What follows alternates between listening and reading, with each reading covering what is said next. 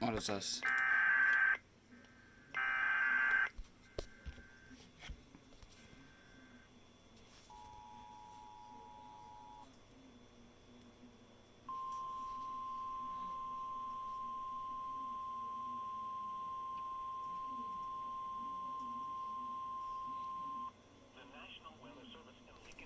That's quiet. Thunderstorm warning for northeastern Scott County, northern Morgan County until 6:15 p.m.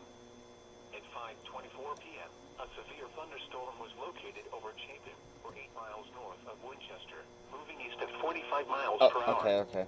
Expected hazards include 60 miles per hour wind gusts and quarter-size hail. This is a radar-indicated threat. The following impacts are expected. Hail damage to vehicles is expected. Expect wind damage to roofs, siding, and trees. Locations impacted include Jacksonville, Alexander, Bluffs, Chapin, Exeter, South Jacksonville, Concord, Sinclair, Merritt, and Jacksonville Municipal Airport. This includes Interstate 72 between mile markers 67 and 78.